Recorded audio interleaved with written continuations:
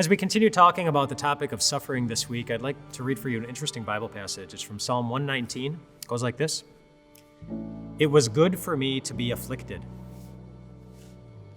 It was good for me to be afflicted.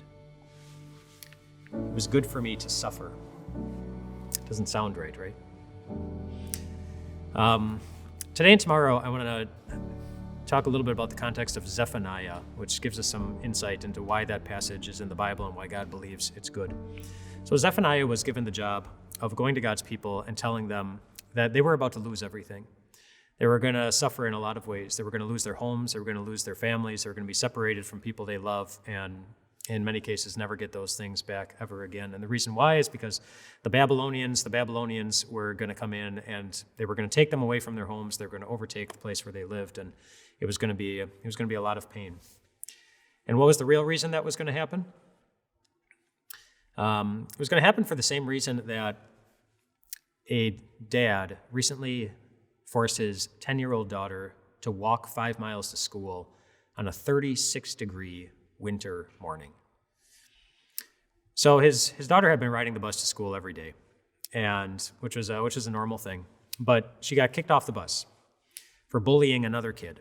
And this was the second time it happened, so now she lost her bus privileges. She was not able to ride the bus any longer. And so when she came home and told Dad, she wasn't surprised that Dad was disappointed, but she was surprised by Dad's response. Dad looked at her, and when she said, "Dad, you're going to need to drive me to school now," he looked at her and said, "Honey, riding the bus is a privilege, and it's one that you lost. And just to impress upon you the seriousness of this privilege, I'm not going to drive you to school. I'm going to make you walk the 5 miles to school, just to teach you a lesson that this is something you need to take seriously, and you didn't take it seriously enough this time." And so that's what happened. He made her walk 5 miles to school. He followed in a car, driving as slowly as she was walking, and videotaped the whole thing, make sure that she was safe the entire time. But it was he wanted to teach her a lesson. And that's really the real reason that God's people were going to be going over to Babylon, not because the Babylonians were such big bullies to them, but because it became obvious to God that God's people had stopped looking at their relationship with Him as a privilege.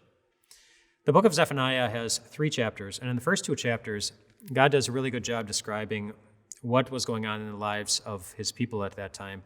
They had stopped worshiping Him. They were grabbing spending their money on as much stuff in this world as they could find, and not spending any time or money worshiping Him or praising Him. They were quick to complain when things didn't go their way. They were arrogant. They were gluttonous. They were just. It was obvious that God did not mean more to that God didn't mean so much to them, and so God took all of those things away. By having the Babylonians come in and take them away from their homes, they lost all these things that they had such a tight grip on, because He knew that His people had an expectation. They were expecting that God wasn't going to care about it, but He did. So much so that He had the Babylonians come in and take it all away, so that they would lose everything that they had such a tight grip on, and learn just how quickly we can lose everything in this world that we want to hold on to so tightly, and also so that they could realize that if the thought of having or holding something in this world is what has the biggest control on our heart and our emotions, then that means that God is not the one who has the biggest control on our heart and on our emotions. And if God is the one who does not have the biggest control on His heart or on our emotions, if His word is not the one thing, the primary thing that is leading us through life, leading us through our decisions, and even through our feelings, then we're not really following Him. We're following something else. We're following something different. And if we're not following the one who created joy, who created paradise, who created happiness in the first place, then no matter what other path we are following in life, whatever it is that we're pursuing, we're never really going to find it. And God knows that we become guilty of the same thing as His people so easily. That there are so many things in this world that distract us. And we say, "I wish I had that," or "I'd be happy if I had this," or "my life would be better if in this troubling world we have a lot of different things that we can fill in that blank. And God knows that it distracts us from Him very, very often, and so He's kind to us by allowing us to suffer in this world so that we can learn more about who He is. Zephaniah in chapter 3, the last chapter, After telling God's people that they were going to lose everything they had, that they were going through a lot of pain and they were going to go through a lot of suffering, he said something that you might find a little surprising. He told them to sing, like delightfully. Sing, daughter of Zion. Shout aloud, Israel. Be glad and rejoice with all your heart, daughter Jerusalem. The Lord has taken away your punishment. He has turned back your enemy. The Lord, the King of Israel, is with you. Never again will you fear any harm.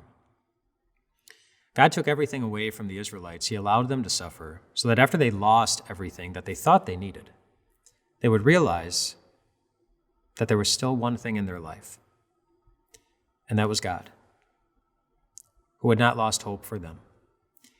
A God who had taken away their punishment, which is exactly what God does for us in Jesus, who had turned back the enemy, which is exactly what God does for us, for Satan and his temptations, and a God who has promised to be with us always, which God very definitively showed on the cross of Jesus when he had the chance to give up on us, but he chose not to. He chose to be with us always to the end. Psalm 119, the first passage that I ended up that I started with today, where it says, "It was good for me to be afflicted." The full passage goes, "It was good for me to be afflicted so that I might learn your decrees." God knows that we have much to learn about him, much to learn about our own hearts, that we contribute to our own pain quite often, and so he uses suffering to serve us well, to help clarify our vision and to help us see that the one thing that always remains in our lives, no matter what we lose, whatever else we ever lose or gain, is a God who will not give up on you for any reason. Did you enjoy this video? Make sure you subscribe to us on YouTube so you don't miss a single message. Click right here.